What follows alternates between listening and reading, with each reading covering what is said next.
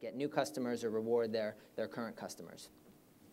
So one great social media success story that I want to talk about, which is, of course, a Foursquare example, is a guy named Joe Sorgi, who is in Milwaukee. He's the owner of 2 or 3 restaurants. They're burger joints called AJ Bombers. And Joe was a really early adopter of Foursquare. He used it personally. And back 2 years ago when we were just really an idea, Joe started to notice a lot of people, his customers, coming in and checking in on Foursquare. And he asked them about it and why they were using it. And he started to pick it up really quickly as something that could be a really cool way to engage with his customers. So he started rewarding customers who left a tip at his location.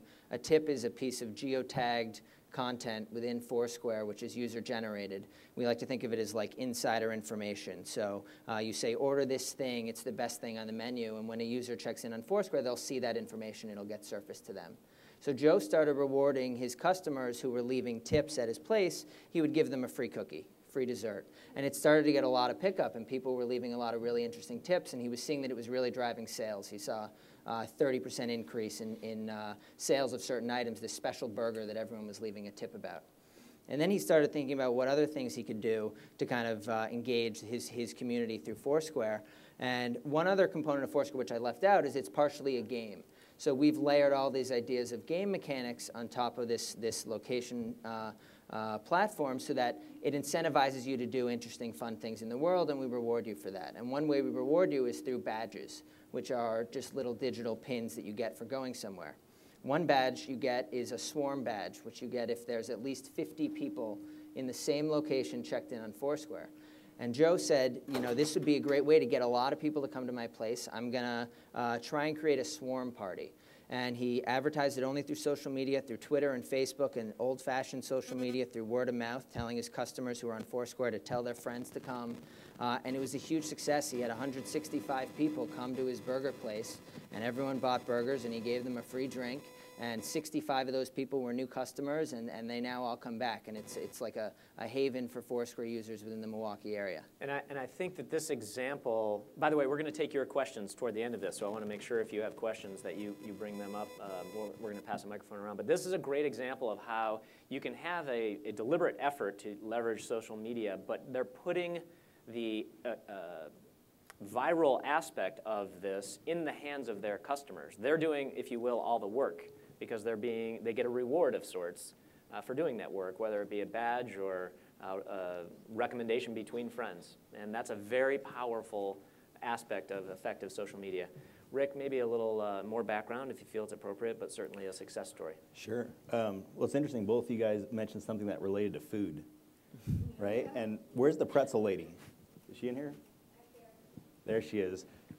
Are you paying attention? Because all this stuff, if you haven't tried her pretzels, she coats them with all sorts of grubby little treats like Oreos and Butterfingers, delicious.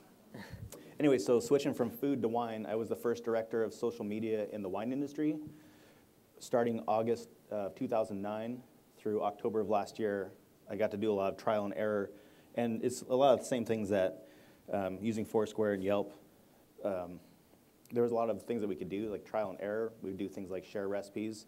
But the biggest areas of success were things like customer service, being proactive instead of reactive. So we would see things like if someone opened one of our bottles of wine and it didn't smell right, or if it was corked, sometimes people tweet that out, not necessarily to our winery, but they would just tweet it out to their friends. We would actually see that, and we would take action, or we'd be proactive and say, hey, can we replace that bottle for you? We want to make sure you enjoy the experience. But overall, the biggest success stories are within the first 6 months, our sales were up 131%, and this is going back to last April. The wine industry was actually flat or down a little bit last year, so the fact that we were up 113% was amazing. Wine clubs are a big deal. Keeping your wine club members are important, so our retention rate, or I should say attrition rate, dropped in half. So the people that we were losing, I think it was about 5% a month, we actually went down to about 2%. So we were keeping more people engaged with our brand. Okay, excellent. And we drank a lot of wine too. Yeah, that's not an unimportant aside. And so these companies have been very successful here on the panel. How many Twitter followers, Facebook friends or fans does Mashable have? So we have a pretty wide-reaching presence. We have 2.2 million Twitter followers, a little more than 400,000 Facebook fans on our main accounts. And we've also started to build out channel accounts as we're adding more and more content. We've broken things down into channels. So if you're only interested in business and marketing or startups or tech and gadgets, you can follow those channels, and some of those have tens of thousands of followers as well. And Foursquare has seen over 3,000% growth. You guys are picking up lots of followers. Yeah, I don't have the exact numbers on the Twitter followers and the Facebook community, but we're over 6 million users on Foursquare, and it's a very active community, and we engage with them on all the social media platforms, so through our blog and Twitter and Facebook. And Rick, you were just saying, you know, that you're seeing a lot of response. I would just ask this question, because it's probably the first question that those of us have who have developed a presence. You know, we might have a Twitter account and we might have a Facebook page, but you can hear crickets in both of those places. What is it that your companies are doing that's driving so much? Is it the nature of what you offer, or is it a strategy or tactic that is driving so many people to sign up, to follow? Anyone? So I left the winery in October and started my own consultancy, and I'm working with a couple wineries.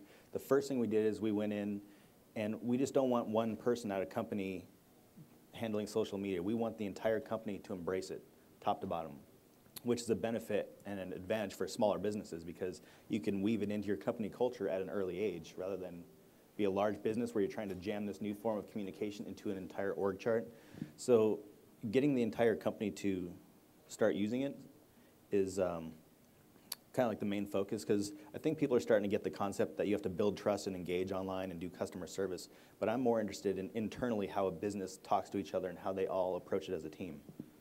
Yeah, and for us, I mean, we're a site that covers social media, so obviously the people that read our site are into social media, so that's an advantage for us. But something we've done a lot of is really cross-promotion. So if you're reading an article about business and marketing on Mashable, you'll see promotion to follow our business and marketing Twitter and Facebook feeds. Our newsletter will tell you to follow different feeds. We'll put out promotions to download our mobile applications. And this is still a weakness I see in a lot of small businesses, and there's stats to support it. If you look at how many small businesses have integrated links to their social media presence in their email newsletter, which is still, you know, the main marketing outlet for a lot of different businesses. So I think that's really the key thing you can do to at least build traffic and interest, is to use your existing promotional vehicles, including in-store. It doesn't have to be all online. You have to remind people in-store that you have this presence, so they're not going to find out about it. I think that's one of the main things we've done. So let me just drill down on that a little bit deeper. So let's say that you have, how many of you actually have a brick and mortar location in your business? So let's say you have a brick and mortar as a case. You want to notify your customer that they can sign up for your Twitter feed, your Facebook, right? Yeah, absolutely. I mean, Foursquare offers like little decals that businesses can put on their window, and a lot of the different social media tools do that. And I think if you promote it with something like, hey, follow our Twitter feed for the latest discounts or special things going on at the store, it's a great way to drive foot traffic to your business. So I think at every touch point you have with a customer, you want to give them the option to follow you more, and that becomes a distribution channel for you. You wanted to add something?